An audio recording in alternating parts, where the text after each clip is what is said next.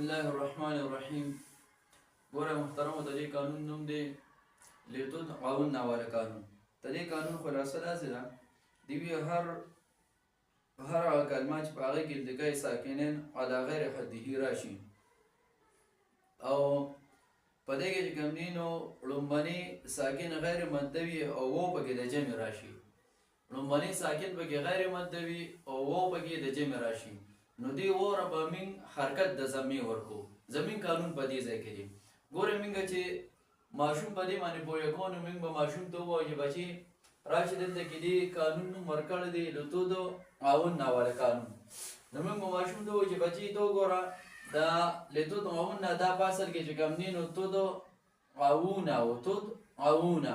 نو موږ څه وکړو، دې کې مکاله والا قانون لګو، دا و چې کوم دی نو متحرک دی ماقبل مفتوح دی، نو دا و موږ الف سره بدل کو، نو د دې نه دا جوړ شو تود قانونه. نو دلته کې اوس د الف او د واو ترمنځ التقاء د ساکنین راغی، نو دا التقاء د ساکنین راغی، نو دا الف چې کوم دی نو موږ څه وکړو حذف کو، نو دا تود قانونه شو، تود قانونه شو. دلته کې نون اعرابي صيغه چې کوم دی نو هغه د جمع ده، نون اعرابي پکې راغلی دی. نو د تود قانونه باندې چې موږ لام امر داخل کو، دلته کې په لومبني سره کې موږ لام امر راوړو، نو د لام امر د وجه نه موږ مخکې قانون ویلو چې نون اعرابي به ورځيږي، نو دا یو نون موږ وغورځو، نو لیتود غاو شو. چې کله لیتود غاو شو، نو دی لیتود غاو سره به اوس موږ نون د سکیلی راوړو، لیتود غاونه. دلته کې نون د سکیلی نون مشدد موږ راوړو، نو چې کله موږ نون مشدد راوړو، نو اوس زمین قانون چې کوم دی هغه په دې ځای کې لګي. دلته کې دا و چې کوم دی نو دا د جمع راغلی دی، او دا و چې کوم دی نو دا غیر مدن دی.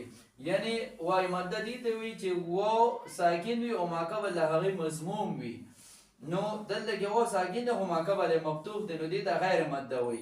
نو و د جمع راغی او غیر مدن دی، نو د دې و دا ساکن چې کوم دی نو دا موږ سره بدل کو، دا به کوم دی نو موږ ضمې سره بدل کو، نو لیتود قانون نه بشي. او دې ځای کې چې کوم دی نو دې باندې موږ دوه ساکن راغلي دی واو نون ترمنځ، په دې ځای کوم دی نو التقاء ساکنین علی غیر حده وي، نو دا په دې وجه باندې حذف کېږي نه، نو دا واو به موږ حذف کوم نه، بلکې د دې واو دا ساکن چې کوم دی دا جزم، دا به موږ سره بدل کو، دا موږ ضمې سره بدل کو. نو دې ځای کې د موږ قانون لګېدلی دی. نو ماشوم به د دې ځای نه داسې پوړی په پوړی باندې ور روان کې، لومړنۍ به دې ته دې لیتود قانون نه مخکې چې کوم قانونونه په دې کې لګېدلي دي هغه به ورته ټول وښایې. نو په اخره کې چې دا قانون اوس زمین کم دی نو هغه دې ځای کې لګېدلی، نو ماشوم به په دې ځای باندې بیا پوهېږي چې بچي د دې نه مخکې پکې را دومره قانونونه دا پکې لګېدلي دي. لکه ګوره ورته بچي فلا تخشیو، نو دلته کې څه شولو کاله والا قانون لګېده، یا چې کوم دی نو موږ الف سره بدله کړله، بیا الف چې کوم دی نو حذف شول التقاء د ساکنین د وجې نه، نو تخشو پاتې شو. چې کله تخشو پاتې شو، نو اوس د تخشو پسې وروسته چې کوم دی نو مفعول به راغی. نو ګورئ فلا تخشه والناس، دلته کې دا و چې کوم ساکن راغلی دی، ته دې و دا جزم دا سکون چې کوم دی نو دا به موږ سره بدل کو، دا به موږ ضمې سره بدل کو. نو دې باندې ماشوم پوهه کول پکار دی.